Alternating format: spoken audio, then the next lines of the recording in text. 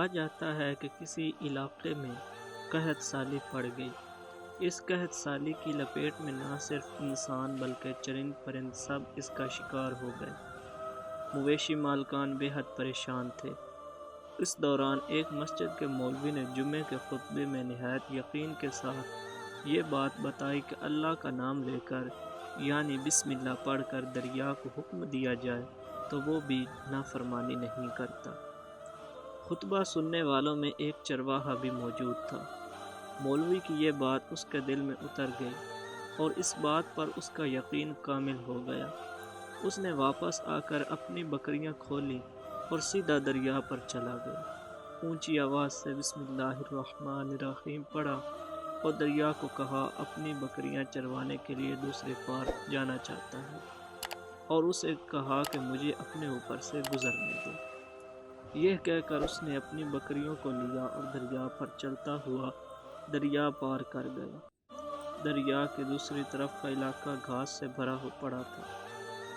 درختوں کے پتے بھی سلامت تھے کیونکہ کسی کو یہاں تک آنے کی رسائی نہیں تھی۔ اس نے خوب اچھی طرح اپنی بکریوں کو خوب چرایا اور واپس لوٹ آیا۔ پھر یہ اس کا معمول بن گیا کہ وہ بکریاں پار چھوڑ کر واپس آ جاتا اور شام کو جا کر بکریاں واپس لے آتا۔ اس کی بکریوں کا وزن دگنا چگنا ہو گیا۔ لوگ چونک گئے اور اس سے پوچھا کہ وہ اپنی بکریوں کو کیا کھلاتا ہے۔ وہ سیدھا سادہ اور صاف دل نوجوان تھا۔ اس نے صاف صاف بات بتا دی کہ جناب میں تو بسم اللہ پڑھ کر دریا پر چل کر اپنی بکریاں دوسری طرف چروانے کے لیے جاتا ہوں۔ یہ بات سب نے سنی مگر کسی نے اس چرواہے کی بات پر یقین نہیں کیا کیونکہ یہ ناقابل یقین بات تھی۔ مگر بات ہوتے ہوتے مولوی صاحب کے پاس پہنچ گئی۔ مولوی صاحب نے اس چرواہے کو بلایا اور سارا ماجرا پوچھا۔ اس چرواہے نے مولوی صاحب کو ہی حوالہ بنا لیا کہ مولوی صاحب میں تو آپ کا شکریہ ادا کرنے والا تھا۔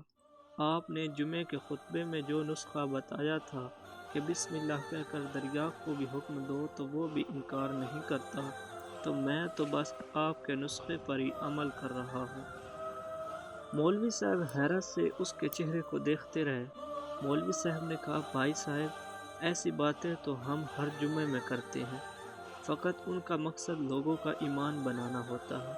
مگر بکریوں والا ڈٹا رہا کہ میں تو بس بسم اللہ کہہ کر پانی پر چلتا ہوں اور بکریوں سمیت پانی پار چلا جاتا ہوں۔ آخر کار مولوی صاحب نے صبح خود یہ تجربہ کرنے کی ٹھانی، جسے دیکھنے چرواہے سمیت پورا علاقہ بھی آ گیا۔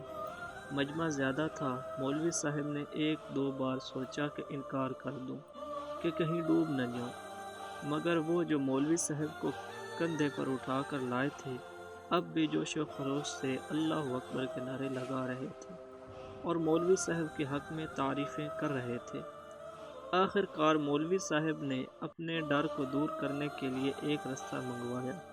پہلے اسے ایک درخت کے ساتھ باندھا، پھر اپنی کمر کے ساتھ باندھا، پھر ڈرتے ڈرتے ڈھیلا ڈھالا بسم اللہ پڑھا اور دریا پر چلنا شروع ہو گئے۔ مگر پہلا پاؤں ہی رکھا تھا کہ پانی میں گر گئے۔ مولوی صاحب ڈوبنے لگے اور پانی کے بہاؤ میں بہنا شروع ہو گئے۔ لوگوں نے کھینچ کھینچ کر باہر نکالا۔ مولوی صاحب کی اس حرکت نے چرواہے کو پریشان کر دیا کہ مولوی صاحب کی بسم اللہ کو یہ کیا ہو گیا ہے، کیونکہ اس کا یہ روز کا معمول تھا۔ اس کے اپنے یقین میں کوئی فرق نہ آیا۔ اس نے بسم اللہ کہہ کر بکریوں کو پانی کی طرف اشارہ کیا اور خود ان کے پیچھے چلتا ہوا پار چھوڑ کر واپس بھی آ گیا۔ لوگ اسے ولی اللہ سمجھ رہے تھے اور اس کے حق میں نعرے لگا رہے تھے، مگر وہ سب سے بے نیاز سیدھا سادہ انسان تھا۔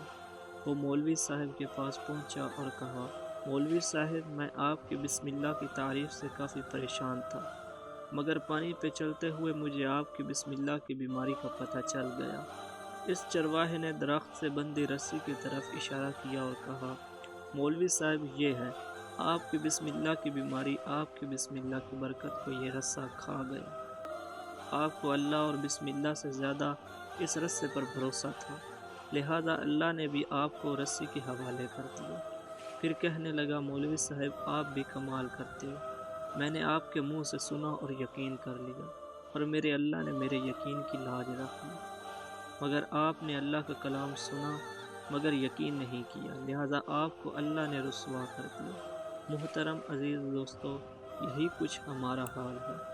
ہماری نمازوں اور دعاؤں کا حال بھی یقین سے خالی ہے۔